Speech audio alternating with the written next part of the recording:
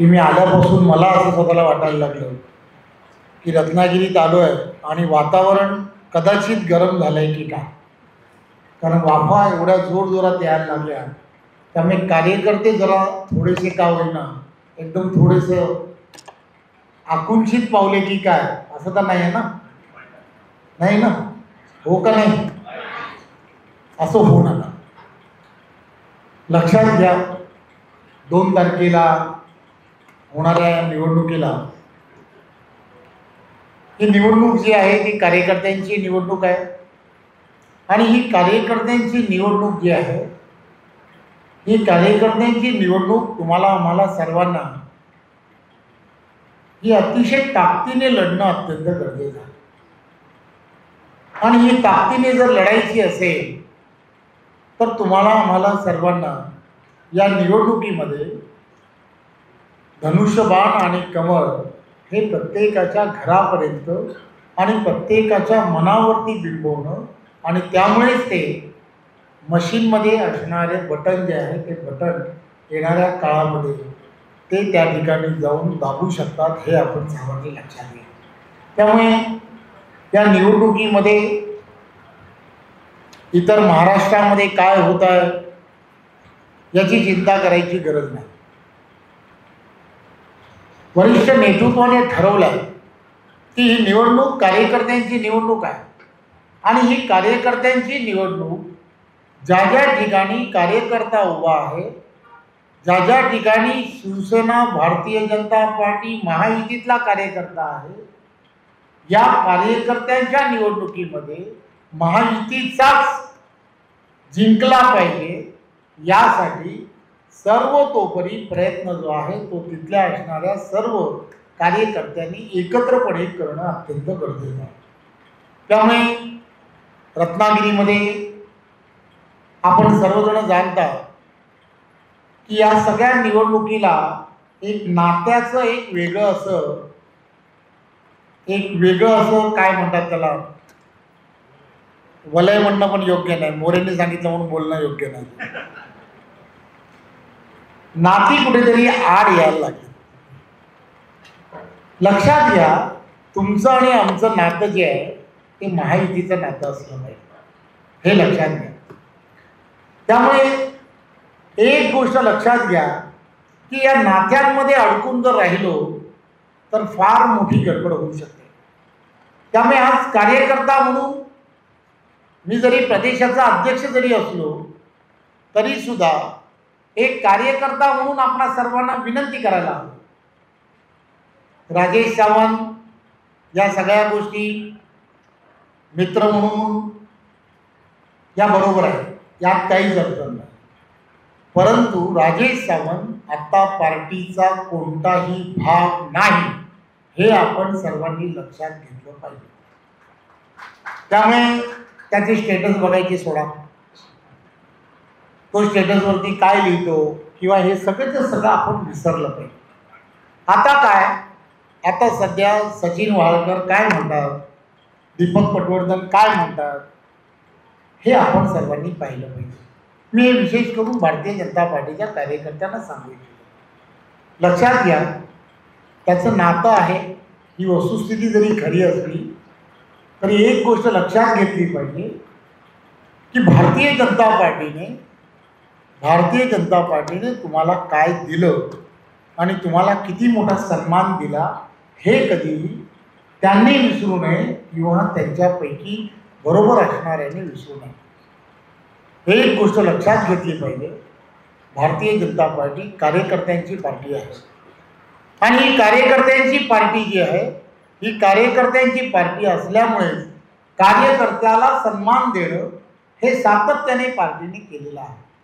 त्यामुळे एक गोष्ट लक्षात काय घेतली पाहिजे की एकदा पार्टीमध्ये जेव्हा या संदर्भातला निर्णय होतो की तुम्हाला आम्हाला सर्वांना युतीमध्येच निवडणूक लढायची आहे, तर आपण सर्वांनी आपल्या मनामध्ये किंतु परंतु न ठेवता की हा निर्णय आपल्या वरिष्ठांकडून घेतला गेला आहे, त्यामुळे त्याच दिशेने जाणं हे अत्यंत गरजेचं आहे. ज्यांनी आपल्या कार्यकर्त्यांनी, पदाधिकाऱ्यांनी उमेदवारी अर्ज या युतीतल्या कार्यकर्त्यांच्या समोर जर भरले असतील तर त्यांना विनंती आहे की त्यांनी ताबडतोब सर्व प्रमुखांनी त्यांच्याशी चर्चा करा आणि त्यांचे अर्ज जे आहेत ते ताबडतोब मागे कसे घेता येतील आणि पूर्ण युती म्हणजे पूर्ण युती या पद्धतीने आपल्या प्रत्येक कार्यकर्त्यांनी आपल्या प्रत्येक विभागातील असणाऱ्या प्रत्येक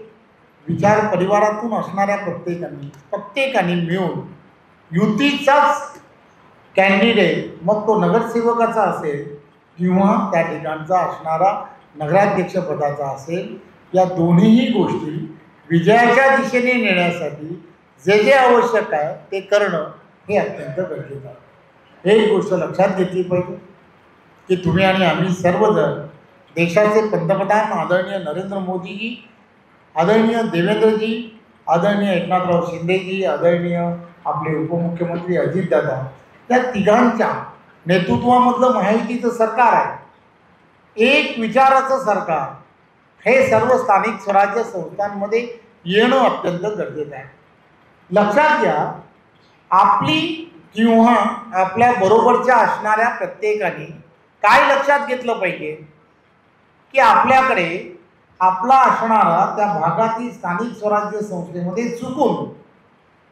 चुकून जर एखाद्या ठिकाणी एखादा उमेदवार हा विरोधकांचा जर यशस्वी झाला तर काय होऊ शकतं, तर त्या तिकडच्या असणाऱ्या नागरिकांचं फार मोठं नुकसान होऊ शकतं. याचं कारण असं आहे, एक विचाराचं सरकार ज्या वेळेला सर्व ठिकाणी असतं तेव्हा केंद्रातील असेल किंवा राज्यातील असेल, या सर्व ठिकाणचा असणारा निधी जो आहे तो मोठ्या प्रमाणामध्ये त्या स्थानिक स्वराज्य संस्थांमध्ये आपल्याला अतिशय चांगल्या पद्धतीने नेता येतो. हे आपण सर्वांनी लक्षात घ्या. प्रत्येक धोरण की जे धोरण तुम्हाला आम्हाला सर्वांना राबवायचं आहे, ते धोरण जर यशस्वी करायचं असेल तर दोन्ही ठिकाणी केंद्रात आणि राज्यात ही महायुतीचं आणि NDAचं सरकार आहे, त्यामुळे आपल्याला त्याचा फायदाच होणार आहे हे पटवून देणं हे अत्यंत गरजेचं आहे. आपण गेल्या अनेक वर्ष पाहत आहे की रत्नागिरी असेल किंवा हा कोकणातील भाग असेल, या ठिकाणी रोजगाराच्या संधी उपलब्ध झाल्या पाहिजे म्हणून प्रयत्न करणं हे फार गरजेचं होतं. केंद्रातलं सरकार आणि ह्या राज्यातलं देवेंद्रजींच्या नेतृत्वातलं सरकार आणि उदयजी सामंत यांची असणारे MIDC, या सगळ्यांमुळे त्या MIDCला पुन्हा एकदा एक चांगल्या अशा इंडस्ट्रीज या सगळ्या भागामध्ये येणाऱ्या काळामध्ये येत आहेत. सेमी कंडक्टर सारखी एक मोठी इंडस्ट्री येते की जी 10-15 हजार युवकांना रोजगाराची नवीन संधी प्राप्त करून देणार आहे. त्यामुळे या सगळ्या गोष्टींबरोबर ही फक्त इंडस्ट्री येणार नाही, तर इथलं असणारं आर्थिक पूर्णच्या पूर्ण असणारी इथली आर्थिक जी घडी आहे, प्रत्येक उद्योगधंद्यांना इथे असणारा पर्यटन असेल, इथले असणारे प्रत्येक हॉटेल व्यावसायिक असतील, यांना सुद्धा याचा एक वेगळ्या पद्धतीने फायदा येणाऱ्या काळामध्ये होणार आहे. त्यामुळे या सगळ्या गोष्टी तुम्हाला सुरळीतपणे घेऊन जाणं हे अत्यंत गरजेचं आहे. एक उदाहरण म्हणून सांगतो, 2.5 वर्षा अगोदर देवेंद्रजी 14 ते 19 मुख्यमंत्री होते आणि त्यानंतर 2.5 वर्षाचं त्यावेळेच्या काळामध्ये महाविकास आघाडीचं सरकार आलं आणि महाविकास आघाडीचं सरकार उद्धवजी त्यावेळेला मुख्यमंत्री म्हणून काम करत होते. त्या 2.5 वर्षामध्ये सर्व प्रोजेक्ट महाराष्ट्रामधले यांना सगळ्यांना त्यांनी स्टे दिला आणि ते सर्वच्या सर्व प्रोजेक्ट हे बंद पडले. हे आपण सर्वांनी लक्षात घेतलं पाहिजे. त्यामुळे ही सर्व मंडळी विकासाला बाधक अशी असणारी मंडळी आहे. विकास हा कुठेही होता कामा नये, यांच्या मनामध्ये फक्त ना फक्त राजकारण आहे, सत्तेसाठी राजकारण, अशा पद्धतीची भावना ही नेहमीच यांच्याकडे राहिली आहे. आणि यामुळे हे सर्वजण आपल्या कोकणाचं कधीच भलं करू शकली नाही, हे आपण सर्वांनी लक्षात घ्या. म्हणून एक कोकणवासीय म्हणून आपणा सर्वांना रत्नागिरीकरांना मी विनंती करणार आहे, एक चांगलं वातावरण युतीच्या माध्यमातून उदयजी असतील, त्यांचे सर्व सहकारी, भारतीय जनता पार्टीचे सर्व सहकारी यांनी तयार केलाय.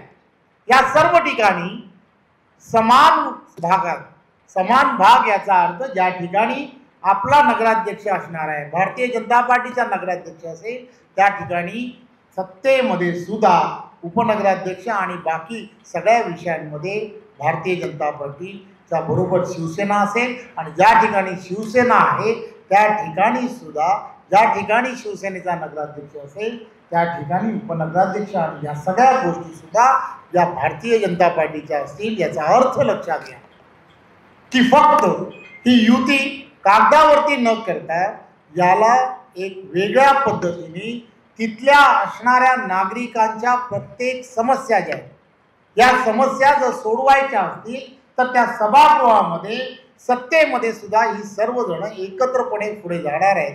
हे आपण सर्वांनी लक्षात ठेवलं पाहिजे. त्यामुळे एक गोष्ट लक्षात घ्या, एक चांगल्या पद्धतीने तयार केलेला हा विषय की जो रत्नागिरीकरांसाठी एक वेगळी दिशा देणार. वेगळी दिशा मी यासाठी सांगतोय, लक्षात घ्या, एवढ्या वर्षामध्ये रोजगाराच्या एवढ्या मोठ्या संध्या या कोणीतरी या संधीचा विचार तरी केला होता का? तर केला नाही. हे लक्षात घ्या.